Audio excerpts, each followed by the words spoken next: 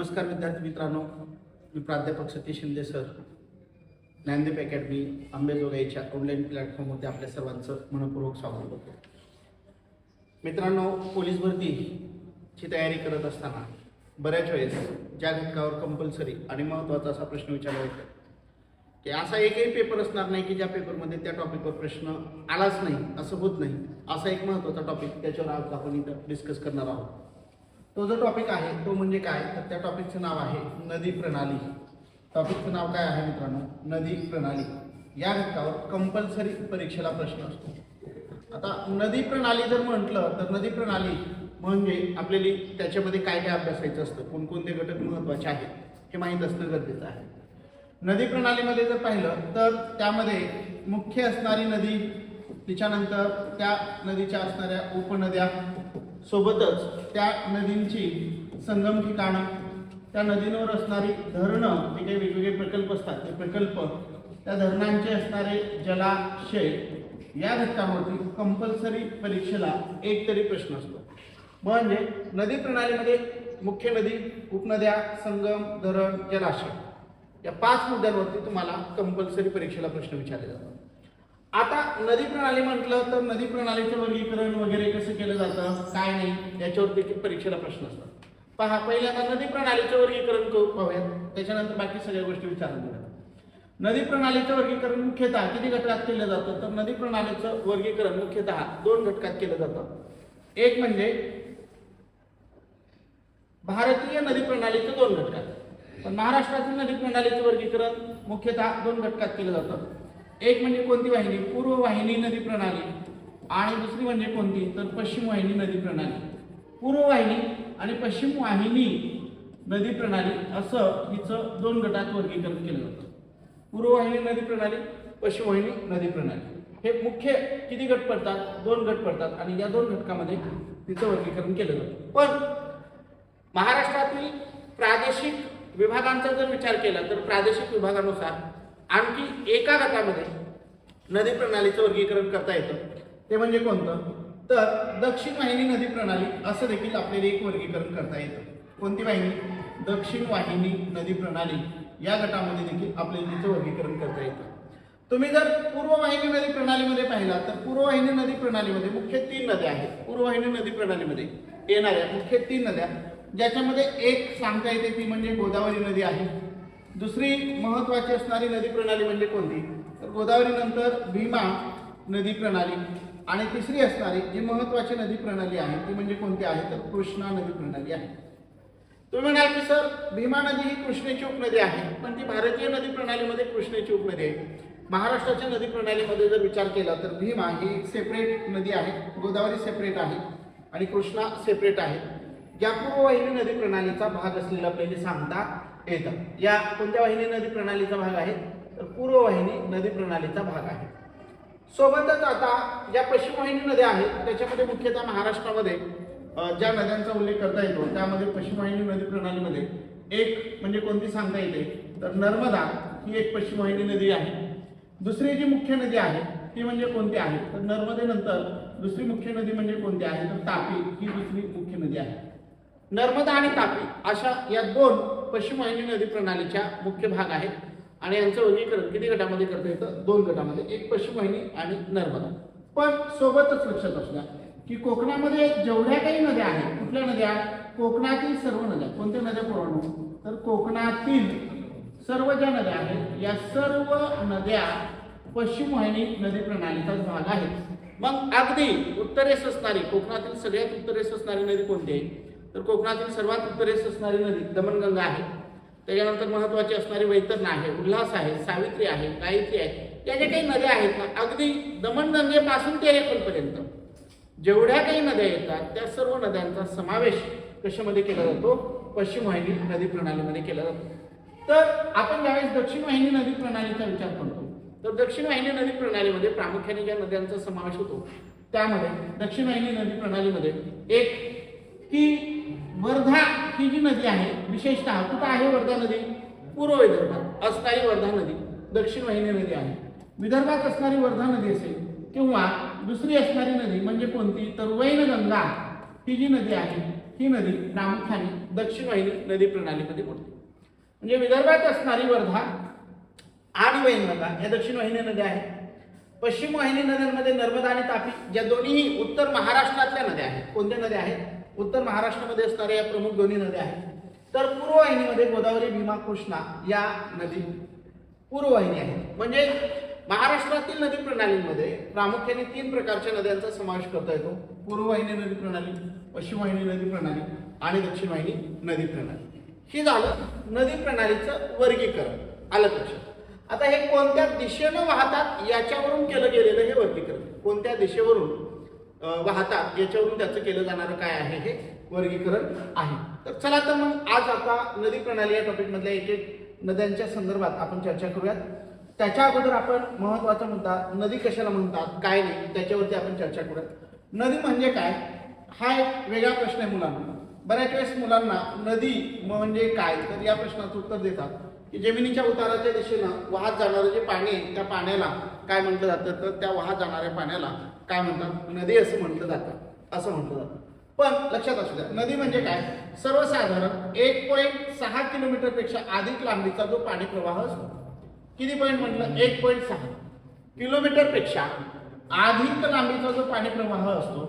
अधिक लांबीचा पाणी प्रवाह त्या अधिक लांबीच्या पाणी प्रवाहास काय म्हटलं जातं नदी असं म्हटलं जातं. नाहीतर आपण पाहतो आपल्या गावाकडे छोटे छोटे ओढे वगैरे असतात आणि या छोट्या छोट्या ओढ्यांचं पाणी ज्यावेळेस एकत्रित येतं आणि ते पुढे व्हायला लागतं त्यावेळेस तो मोठा असा पाणी प्रवाह दिसतो आणि त्या मोठ्या अधिक लांबीच्या 1.6 किलोमीटर पेक्षा अधिक लांबी असणारा आणि मोठा जो पाणी प्रवाह असतो त्याला आपण काय म्हणतो नदी असं म्हणतो. म्हणजे इथं जर डायग्राम मध्ये आपण पाहिजे झालं तर ही झाली एक नदी. ही काय झाली रे एक नदी. आता ही म्हटलं तर एक नदी पण नदी प्रणालीमध्ये जर म्हटलं तर त्याच्यामध्ये काय होतं तर मुख्य नदी त्या मुख्य नदीला वाहत येऊन मिळणाऱ्या इतर जे काही उपनद्या आहेत मुख्य नदी त्या मुख्य नदीला वाहत येऊन मिळणाऱ्या इतर जे काही उपनद्या आहेत त्या उपनद्यांचाही समावेश त्या नदी प्रणालीत होतो. एवढंच नाही तर त्या उपनद्यांना वाहत येऊन मिळणारे छोटे छोटे ओढे असतील नाले असतील किंवा झरे असतील त्या ओढे नाले झरे यांचाही समावेश कशामध्ये केला जात असतो त्या नदी प्रणालीमध्ये केला जात असतो. म्हणजे लक्षात असू द्या मुख्य नदी त्या मुख्य नदीला वाहत येऊन मिळणाऱ्या उपनद्या त्या उपनद्यांना वाहत येऊन मिळणारे छोटे छोटे लहान मोठे जे ओढे नाले झरे आहेत त्या ओढे नाले झऱ्यांचाही समावेश नदी प्रणालीमध्येच केला जात असतो. सोबतच मुख्य नदीला ज्यावेळेस ती सागराला मिळत असते त्यावेळेस ती मुख्य नदी सागराला वेगवेगळ्या वितरिकांच्या माध्यमातून जाऊन मिळत असते. त्या वितरिकांचाही समावेश त्या नदी प्रणालीचाच एक भाग असतो. म्हणजे नदी प्रणालीमध्ये काय काय आहे मुलांना तर नदी प्रणालीमध्ये एक असणारी ही मुख्य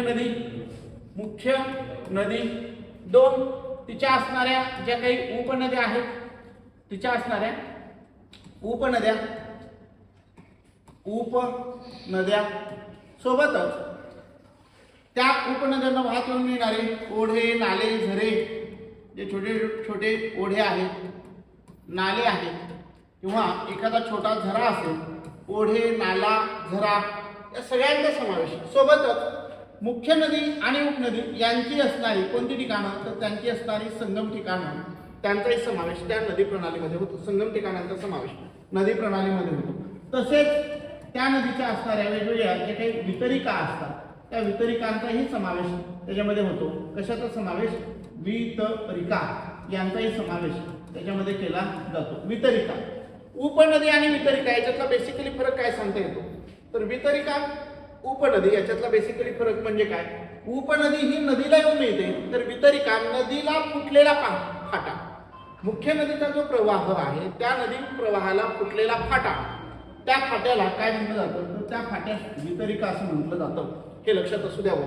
म्हणजे ती काय झाली वितरिका. म्हणजे मुख्य नदी एक तिच्या उपनद्या तिला येऊन मिळणारे ओढे नाले झरे आणि त्या नदीच्या वितरिका या सगळ्यांचा समावेश कशामध्ये केला जातो तर या सगळ्यांचा समावेश नदी प्रणालीमध्ये केला जातो. या सगळ्यांचा समावेश एका नदी प्रणालीमध्ये होत असतो. मुख्य नदी त्या नद्यांचं उगमस्थान यांचाही समावेश नदी प्रणाली या चॅप्टरमध्ये केला जातो. आणि हे सगळं आपल्याला या टॉपिकमध्ये पाहिजे आणि मग या सगळ्या गोष्टी आपल्याला कन्सेप्ट लेवलला जाऊन क्लिअर करायच्या आहेत. ठीक आहे. आता नदी प्रणालीपैकी महत्वाचे महाराष्ट्रातील नदी प्रणालींचा जर विचार केला आपण, महाराष्ट्रातील नदी प्रणालीचा जर आपण विचार केला तर त्यामध्ये पहा, मी हा जर एक भाग म्हणजे या ठिकाणी जर आपण पाहिलं तर महाराष्ट्रातील नदी प्रणालीमध्ये अभ्यासत असताना समजा हा जर आपण सह्याद्री पर्वत मानला, हा जर आपण सह्याद्री पर्वत मानला, तर या सह्याद्री पर्वताच्या ज्या काही उपडोंगरांगा आहेत, सह्याद्री पर्वताच्या ज्या काही उपडोंगरांगा आहेत, त्यामध्ये एक सातमाळ आहे, अजिंठा आहे, निर्मल आहे, पुसदचे डोंगर आहे, त्याच्यानंतर हरिश्चंद्र बालाघाट डोंगर आहे आणि त्याच्यानंतर शंभू महादेवाचे डोंगर आहे. मुख्य डोंगरांगाचे एक सह्याद्रीच्या 3 आहे, ज्याच्यामध्ये एक सातमाळा, अजिंठा, निर्मल, पुसद, हरिश्चंद्र, बालाघाट आणि शंभू महादेव या प्रमुख 3 डोंगरांगा आहेत. या 3 डोंगरांगांच्या दरम्यान तुम्हाला काही नदीखोरी पाहायला मिळतात. जसं की इथं पहा की सातमाळा डोंगरांगेच्या दक्षिणेकडील बाजूला असणारी जी नदी आहे त्यामध्ये प्रामुख्याने तुम्हाला ही जी नदी पाहायला मिळते, ही नदी म्हणजे कोणती नदी सांगता येते, तर सातमाळ्याच्या दक्षिणेस असणारी नदी म्हणजे कोणती आहे, तर ती नदी म्हणजे गोदावरी आहे. दुसरी जर नदी पाहिली तुम्ही तर हरिश्चंद्र बालाघाट डोंगरांगेच्या दक्षिणेकडील बाजूला असणारी ही जी नदी आहे त्या नदीचं नाव काय आहे, तर भीमा नदी आहे. आणि शंभू महादेव डोंगरांगेच्या दक्षिणेस असणारी जी नदी आहे तिचं नाव काय आहे, तर कृष्णा नदी आहे. म्हणजे गोदावरी, भीमा, कृष्णा या प्रमुख नद्या आहेत, त्या पूर्ववाहिनी आहेत. आणि या नद्यांना मर्यादित करणाऱ्या काही डोंगररांगा आहेत. त्या डोंगररांगा कोणत्या आहेत, ज्याच्यामध्ये मी पहिली सांगितलेली आहे ती म्हणजे कोणती आहे, तर सातमाळा डोंगररांगा आहे. दुसरी कोणती आहे, तर अजिंठा आहे. परत ही असणारी कोणती आहे, तर निर्मल आहे. आणि हे कोणते आहेत, पुसदचे डोंगर आहे. कोणते डोंगर, पुसदचे डोंगर. उत्तरेला असणारी सातमाळा आणि दक्षिणेला असणारी कोणती डोंगरांग, हरिश्चंद्र डोंगर, हरिश्चंद्र आणि दुसरे कोणते इकडे बालाघाट डोंगर यांच्या दरम्यान असणारी ही जी मुख्य नदी आहे या नदीला काय म्हणतात, गोदावरी नदी असं म्हटलं जातं. या नदीला काय म्हणतात, गोदावरी नदी असं म्हणतात. तर हरिश्चंद्र आणि दक्षिणेस असणारं शंभू महादेवचे डोंगर, या शंभू महादेव डोंगर रांगेच्या दरम्यान असणारी नदी कोणती, भीमा नदी आहे. आणि शंभू महादेवच्या दक्षिणेस असणारी जी नदी आहे ती म्हणजे कोणती नदी आहे, कृष्णा नदी आहे. म्हणजे या ठिकाणी नदी प्रणाली अंतर्गत या ज्या पूर्ववाहिनी नद्या आहेत या नद्या तुम्हाला परीक्षेला आलेले प्रश्न आहेत. मुलांमध्ये परीक्षेला काय प्रश्न विचारले की गोदावरी नदी खोरं कोणत्या 2 डोंगर रांगांनी मर्यादित केलेले. म्हणजे गोदावरी नदी खोरं जर तुम्ही पाहिलं तर उत्तरेस असणारी कोणती नदी आहे, उत्तरेस असणारा जो डोंगर आहे सातमाळा, अजिंठा आणि दक्षिणेस असणारा हा जो हरिश्चंद्र बालाघाट डोंगर रांग आहे यांच्या दरम्यान असणारं हे नदी खोरं आहे. म्हणून गोदावरी नदी खोरं कोणी मर्यादित केलेलं आहे, तर सातमाळा हरिश्चंद्र डोंगर रांगेनं गोदावरी नदी खोरं मर्यादित केलेलं आहे. तुम्ही खाली जर पाहिलात तर हरिश्चंद्र आणि शंभू महादेव डोंगर रांगेनं कोणतं नदी खोरं मर्यादित केलेलं आहे, तर भीमा नदी खोरं हे या 2 डोंगरांगांच्या दरम्यान वाहतं. म्हणून या 2 डोंगरांगांनी काय केलेलं आहे, ते मर्यादित केलेलं आहे. म्हणजे कधी कधी परीक्षेला आलेले हे प्रश्न आहेत किंवा बऱ्याच वेळेस परीक्षेला आलेला प्रश्न आहे की गोदावरी आणि भीमा ही जी नदी खोरी आहे कोणी विभक्त केलेली आहे. आता भीमा आणि गोदावरी यांच्या दरम्यान असणारी ही जी डोंगररांग आहे ही डोंगररांग म्हणजे कोणती आहे, हरिश्चंद्र बालाघाट डोंगररांग आहे. ज्या हरिश्चंद्र बालाघाट डोंगर रांगेनं गोदावरी आणि भीमा या 2 नद्यांना विभक्त केलेले आहे. किंवा भीमा आणि कृष्णा यांना विभक्त करणारी जी डोंगररांग आहे ती म्हणजे कोणती आहे, शंभू महादेवाचे डोंगर आहेत. कोणते डोंगर आहेत, शंभू महादेवाचे डोंगर असलेले सांगता येतात. म्हणजे ही नदी खोरी एकमेकांनी विभक्त केली, त्यांनीच मर्यादित केलेली.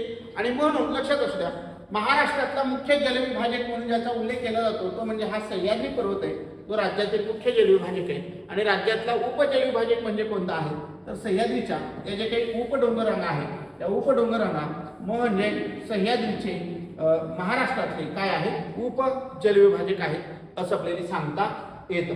म्हणजे तुम्हाला इथं 4 प्रश्नांची उत्तर सापडली की नदीखोरी, प्रमुख नदीखोरी कोणी मर्यादित केले, 1, 2 त्यांना विभक्त कोणी केलं, आणि 3 राज्यातील मुख्य जलविभाजक कोणता, राज्यातील उपजलविभाजक कोणता.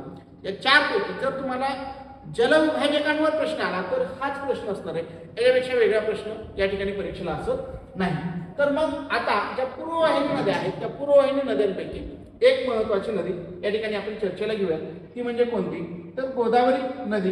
या नदीवर आपल्याला या ठिकाणी काय करायची आहे, चर्चा करायची आहे. तर मग गोदावरी नदीवर आपण चर्चा करूया.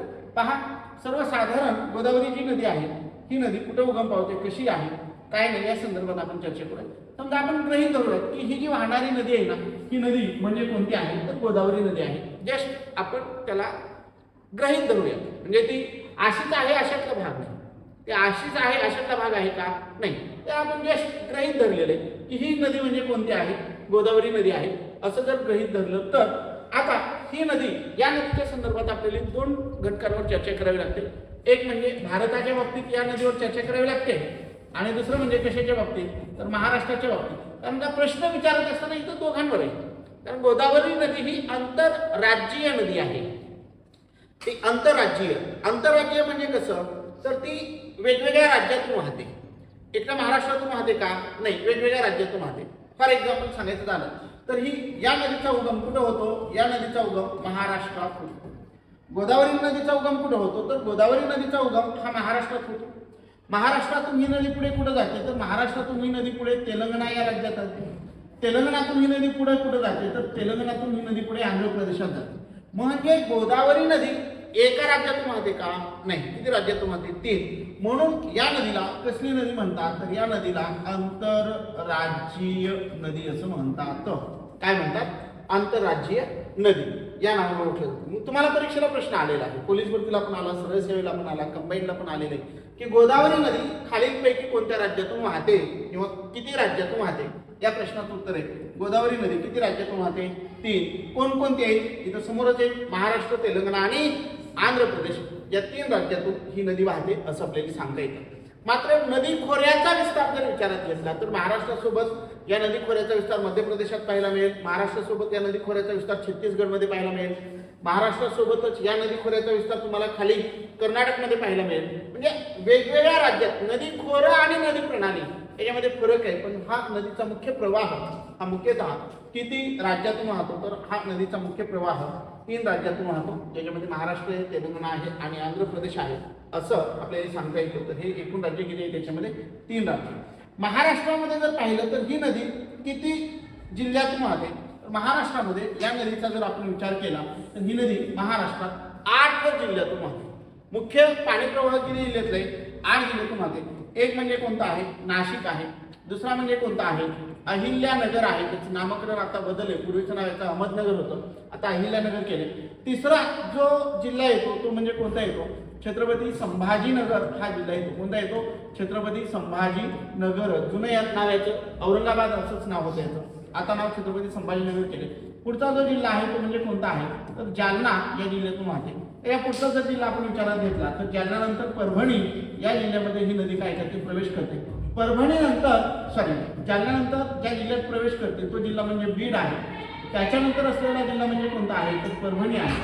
परभणीनंतर असणारा जो जिल्हा आहे तो म्हणजे कोणता आहे तर नांदेड आहे. आणि महाराष्ट्रातून बाहेर पडून पुढे ही नदी ज्या जिल्ह्यामध्ये येते तो जिल्हा म्हणजे कोणता आहे पुराणा तर गडचिरोली जिल्हा आहे. म्हणजे गडचिरोली, नांदेड, परभणी, बीड, जालना, छत्रपती संभाजीनगर, अहिल्यानगर, नाशिक या 8 जिल्ह्यातून ही नदी वाहते असं आपल्याला या ठिकाणी काय करता येतं, सांगता येतं. ठीक आहे. तर गोदावरी नदी तिचा उगम कुठं होतो काय नाही याच्यावर आपल्याला पुढच्या सत्रामध्ये आपण त्याच्यावर सविस्तर चर्चा करूयात. फक्त इथं मला तुम्हाला 2 गोष्टी क्लिअर केल्या. नदी कशाला म्हणतात, नदी प्रणाली म्हणजे काय, त्याच्यानंतर भारतात महाराष्ट्रातले जलविभाजक कोणते, मुख्य जलविभाजक कोणता, उपजलविभाजक कोणता, नद्यांना कोणी विभक्त केलेलं आहे, कसं विभक्त झालेलं आहे, या सगळ्या गोष्टींवर आपण काय केलेले चर्चा केलेली आहे. तर बाकीचा जो काही भाग आहे तो आपण पुढच्या व्हिडिओमध्ये व्यवस्थितपणे आणखी पाहूया. धन्यवाद.